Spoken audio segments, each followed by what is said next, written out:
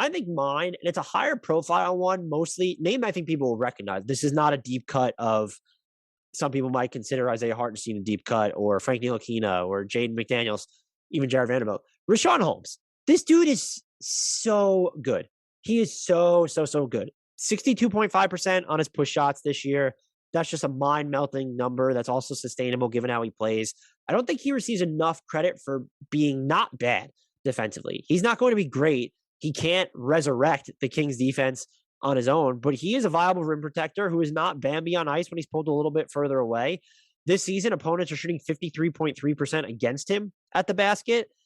Among everyone who has contested at least 100 shots from point blank range this year, that is the sixth best mark in the league, right around Evan Mobley, Miles Turner, Daniel Gafford, Giannis, and Rudy Gobert, who remains a monster there. This is just someone who's solid, and he's just ahead of Jared Allen, Clint Capella, John Collins, Domas Sabonis. You get the picture there. I cannot believe that the Kings got to keep him on that early bird 4-year deal where he's basically making the mid-level exception. Oh, that's basically what it is. A little bit more, but he's making close to mid-level money over the next 4 years. Fourth season is a player option, of course. I couldn't believe that there wasn't a stronger market for him in free agency. I'm curious to see whether he gets moved this season. I would absolutely trade him if I'm the Kings because his value should be at an all-time high, and you should get a first-round pick, maybe an interesting young player or two for him, not super high-end stuff. Something I had sort of proposed, bounced around this idea anyway, was can you get him to Toronto? And Toronto will send Sacramento its pick this year, lotto protected, Precious Achua, Delano Banton, and Goran Dragic. Maybe you send a 2023 second round pick as well from Toronto. That would be for Tristan Thompson and Richaun Holmes. Just something that I've been ruminating about. I think they need that nice lob threat. His skill there, Holmes is a given in the open floor and his lob finisher. Like I said, he's shooting 62.5% on fucking floaters. That is nuts. That is just absolutely bonkers.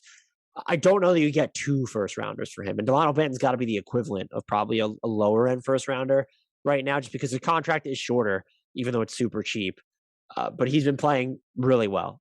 Just disrupts defensively like he was supposed to, but he's given them Raptors secondary ball handler, puts real pressure on the paint that defenses are reacting to, finishing well inside and giving other guys on the Raptors time to work away from the ball just by being that capable ball carrier for them. I don't want to say free home. I'd like to see Richaun Holmes on a playoff team, though. He's been great for the Kings. The Kings deserve credit for bringing him in, giving him that role. The fact that they kept him, that's kudos to them. Again, I was shocked that he cost that little. But he's the most underrated player in the NBA to me because I think it even was more proven in free agency where I think he should have been just higher up on teams' wish lists. I know that maybe a lot of teams don't want to invest a ton in bigs who aren't stars or maybe who aren't top tier defenders.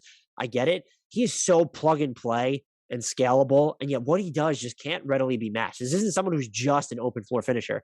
You're not going to find a big who can just replicate his push shot. I still believe that he could probably stretch defenses out further if he was allowed to, something that Sacramento hasn't really given him the license to do or tried to have him do.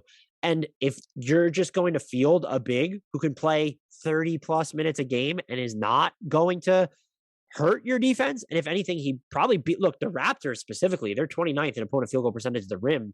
Richaun Holmes probably helps their defense there. They do a good job of dissuading looks at the rim just because they are so disruptive on the perimeter. But he is someone who can actually help certain defenses. So he remains my most underrated player in the NBA, which I actually think is wild to say because to me, he should be entering the Mike Conley territory of, no, he's not on the same level of stardom as Conley, but he's been around this discussion for so long. It's time to graduate from it. And I still just don't think he is appreciated